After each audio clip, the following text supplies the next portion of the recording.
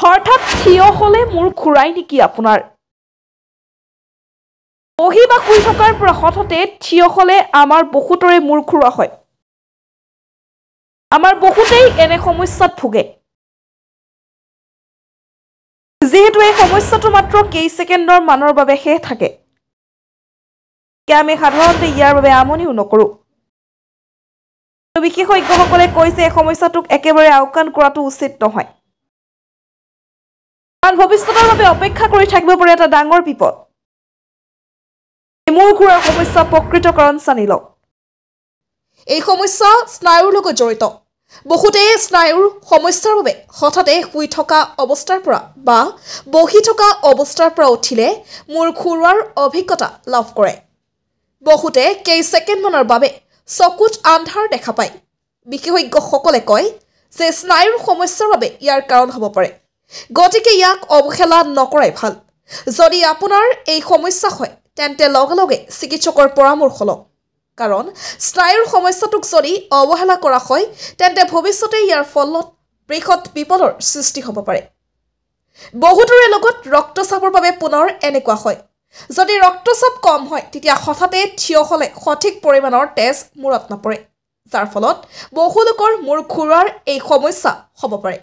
গতিকে যদি আপোনাৰ এই সমস্যা আছে তেন্তে আপোনাৰ ৰক্তচাপ পৰীক্ষা কৰক আৰু তাৰ পিছত চিকিৎসকৰ পৰামৰ্শ অনুসৰি ৰক্তচাপ স্বাভাৱিক কৰাৰ উপযুক্ত ব্যৱস্থা গ্ৰহণ কৰক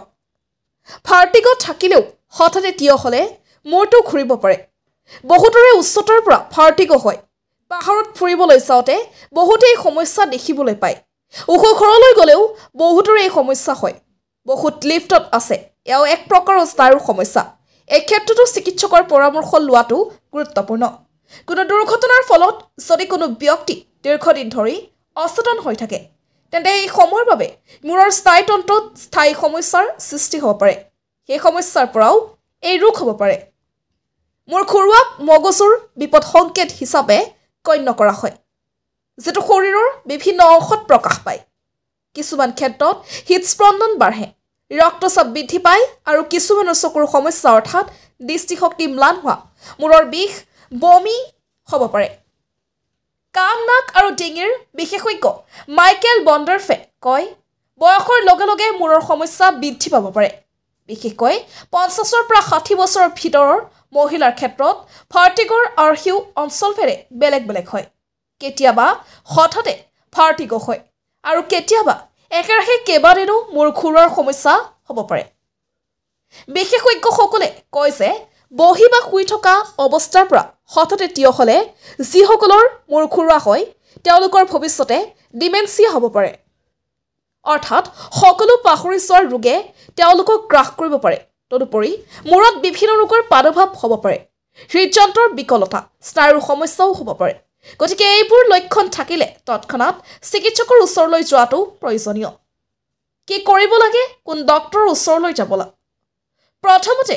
ঘৰৰ ডাক্তৰ বা চিকিৎসক থাকিলে তেওঁৰ লগত কথা পাতিব লাগে তাৰ পিছত তেওঁ আপোনাক কাণ নাক আৰু ডিঙিৰ বিশেষজ্ঞৰ ওচৰলৈ প্ৰেৰণ কৰিব পাৰে বা আপুনি এই অৱস্থাটো স্নায়ু বিশেষজ্ঞ বা যিকোনো বিশেষজ্ঞৰ ওচৰলৈ প্ৰেৰণ কৰিব পাৰে অৱশ্যে উচ্চ ৰক্তচাপ নাড়ী পৰীক্ষাৰ লগতে চকু চিকিৎসকৰ ওচৰলৈও যাব লাগিব